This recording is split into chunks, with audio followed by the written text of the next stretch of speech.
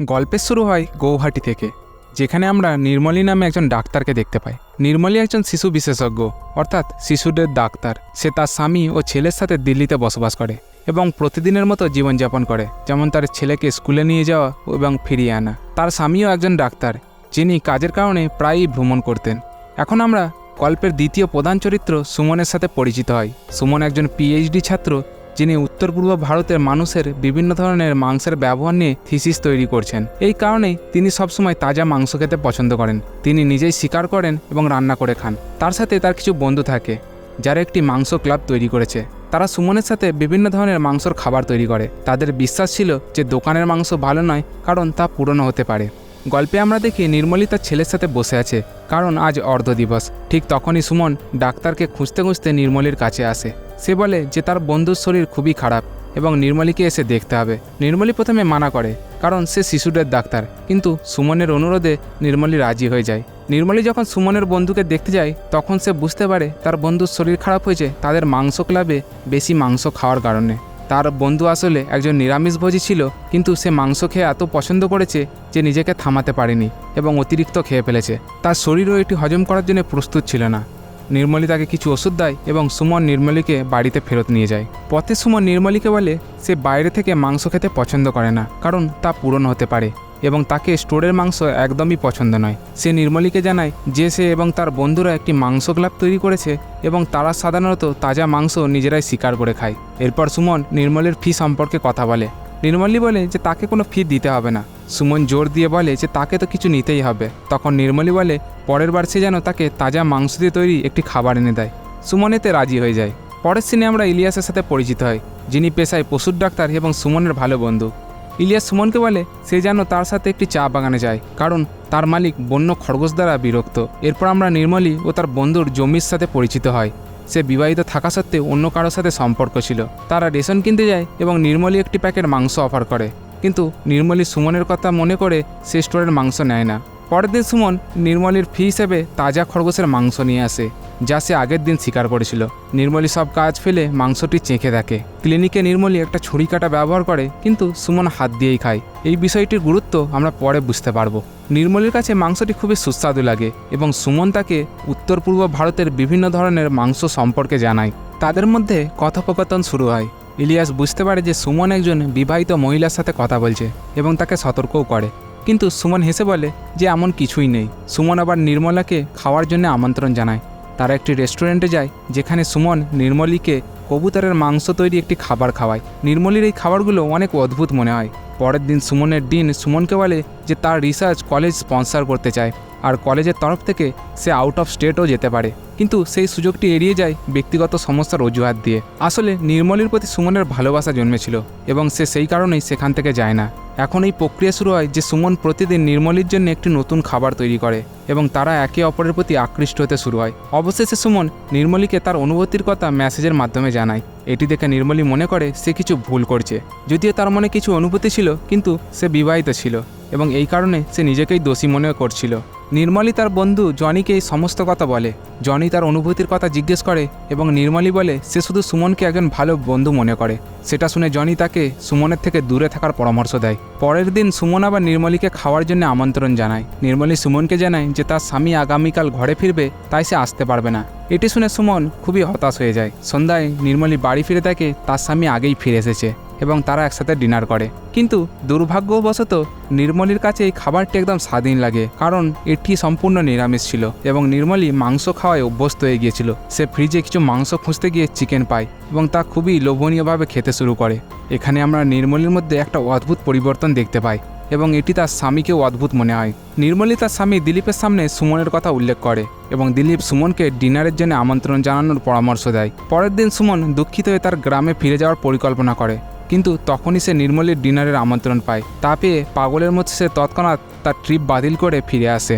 অন্যদিকে নির্মলী সুমনের জন্য নিজে হাতে তাজা মাংস রান্না করার প্রস্তুতি নেয়। সন্ধ্যায় সুমন নির্মলীর বাড়িতে পৌঁছায় এবং সবার সাথে দেখা করে। সে সবাইকে জানায় যে ও ডিফারেন্ট টাইপ হ্যাবিটের উপর রিসার্চ করছে, আর এখানে আমরা নির্মলীকে একটা অন্যরকমভাবে দেখতে পাই, যেন সে সুমনের কথায় হারিয়ে যাচ্ছিল।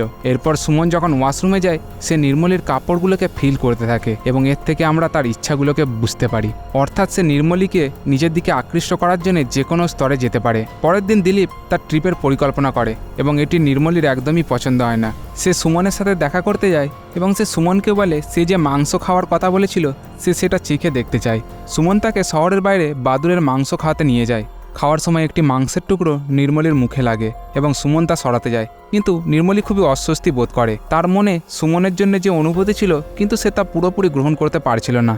তাদের সামাজিক অবস্থান হয়তো এর মধ্যে বাধা হয়ে দাঁড়াচ্ছিল। তারা দুজন সেখান থেকে চলে যায় এবং নির্মলী তাকে বাড়ির কাছাকাছি কোথাও নামিয়ে দিতে বলে।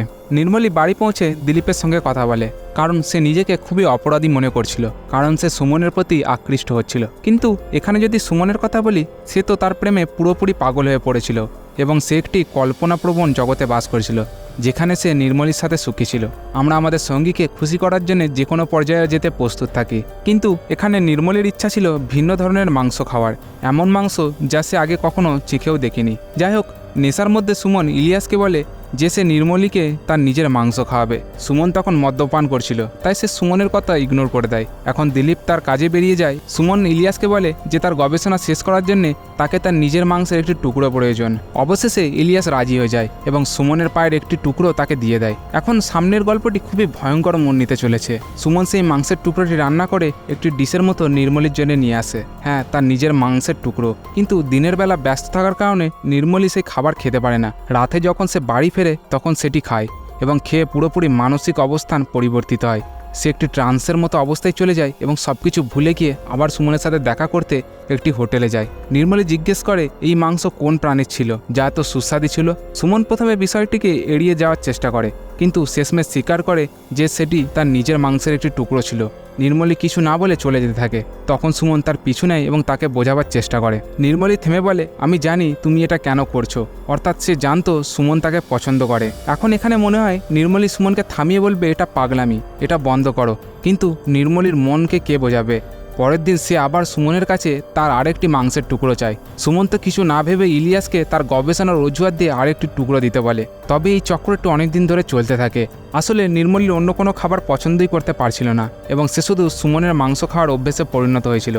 এখন নির্মলীর পালা এবং তাকে তার ভালোবাসা সুমনকে দেখাতে হতো। তাই সে তার পায়ের মাংসের একটি টুকরো কেটে সুমনকে দেয়।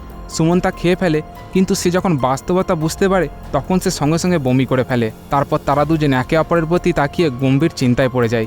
আসলে এই দৃশ্যটি দেখায় যে তারা দুজন এখনও একে অপরের সাথে একত্রীকরণ করতে পারেনি। সুমন বহুবার নির্মলীকে ছোঁয়ার চেষ্টা করছিল, কিন্তু সে তাকে ছুঁতে পারেনি। এখন নির্মলী আবার সুমনকে বলে যে তাকে আরও টুকরোর প্রয়োজন এবং সুমন হেসে বলে সে নির্মলীর জন্য তার পুরো শরীরকে উৎসর্গ করবে।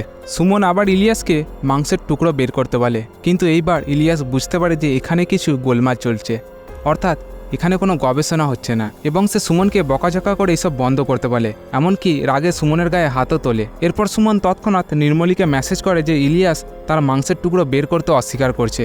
এটি শুনে নির্মলী সুমনকে দ্রুত হাসপাতালে আসতে বলে। সুমন যখন হাসপাতালে পৌঁছায় তখন নির্মলী তাকে জানায় যে মর্গে একটি মৃতদেহ এসেছে যা একদম ফ্রেশ। নির্মলী ইঙ্গিত দেয় যে তারা সেই দেহর থেকে মাংসের টুকরো নিতে পারে। এটি শুনে সুমন হতবাক হয়ে যায় এবং জানায় যে নির্মলী খুবই ভয়ানক ও অদ্ভুত আচরণ করছে। সেই প্রস্তাবে রাজি হয় না, কিন্তু নির্মলী শোনার জন্য প্রস্তুত ছিল না।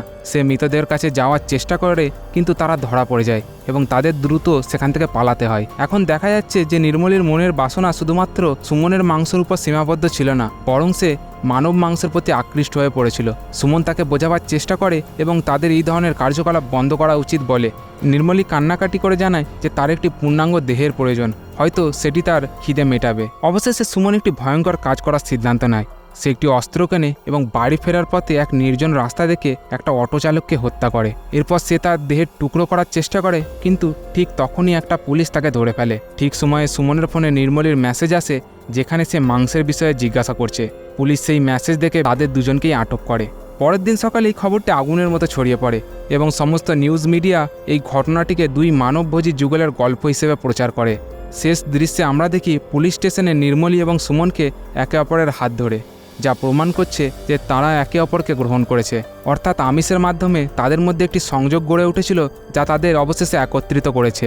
আর এই মুহূর্তেই এই ভয়ানক মুভিটি শেষ হয়। এই মুভিটি মূলত দেখায় যে অন্ধ প্রেম, শারীরিক আকর্ষণ ও বিবাহ বহির্ভূত সম্পর্ক বা যে কোনো ধরনের অ্যাডিকশান কখনোই কিছু ভালো বয়ে আনে না। এই 4টি বিষয়কে এখানে ভালোভাবে এই মুভিতে তুলে ধরা হয়েছে।